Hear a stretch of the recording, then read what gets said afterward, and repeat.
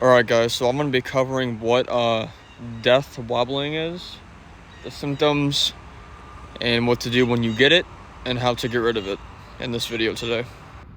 Okay, so for those of you that don't know what death wobbling is, it occurs when a part of your suspension components, or anything that goes along with that, is either damaged, needs to be repaired, your bushings are out, something is loose, anything like that. And for those that don't know what it looks like, here's what it looks like.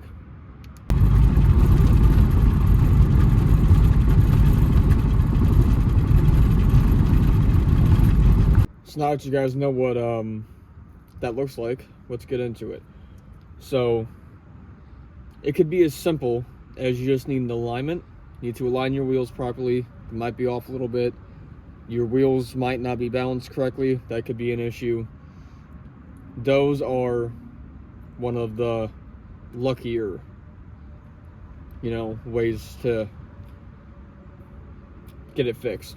But it could also just be something is loose, like your strut bolts, which that is what mine was the case from the video. It the bottom strut bolt didn't have a nut on it, so my coilover was moving back and forth, and every time I hit a bump, it would move it more, so my wheel would just thump up and down, up and down, up and down, and then I put a nut on it.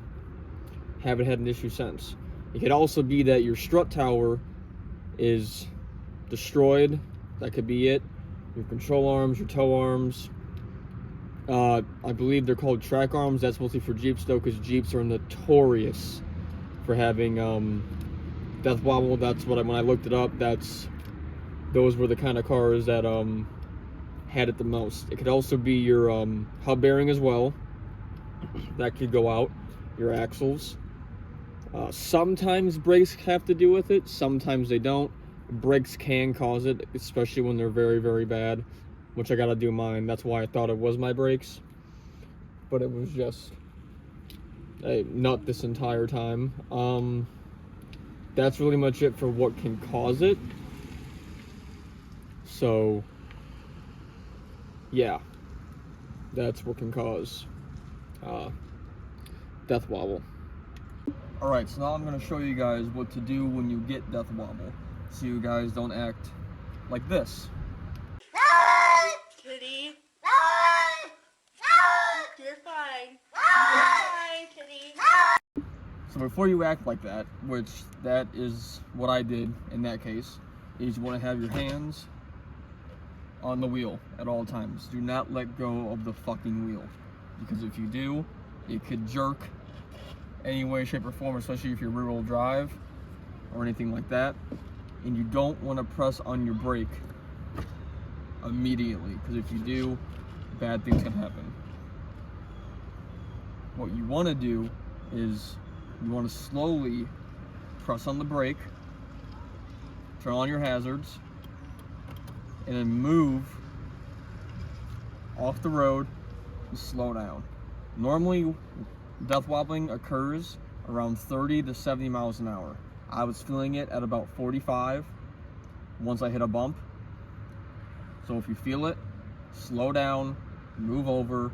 Don't try shaking your wheel like this, because that can literally mess everything up and make it worse.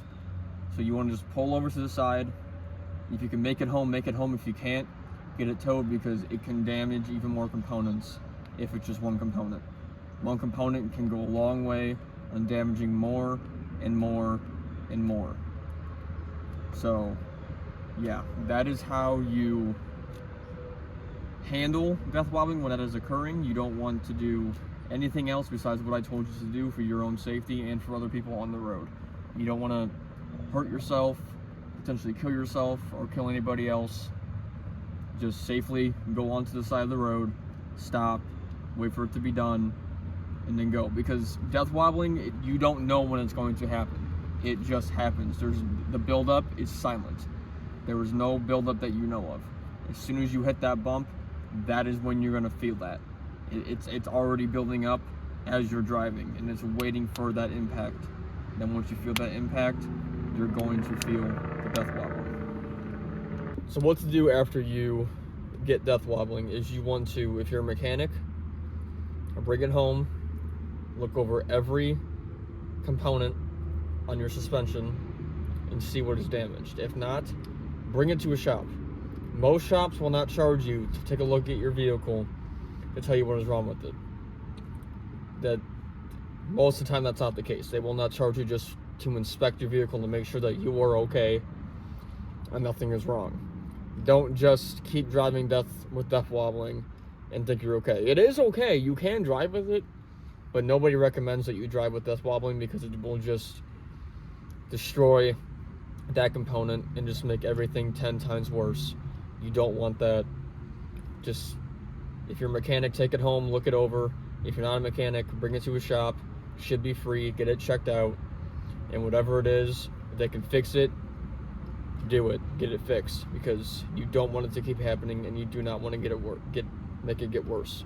You want it to be fixed so that your car is driving normal again. Just don't make yourself in danger. Just get it done, get it over with. But yeah, I just wanted to cover death wobbling because that's what happened to me, and I feel like it would have been a good video for everybody to learn about if you did not know what death wobbling was. I appreciate all the likes and support. I'm almost at 2,000 followers or subscribers, which is crazy. It's fantastic. I love it. And I will catch you guys in the next one.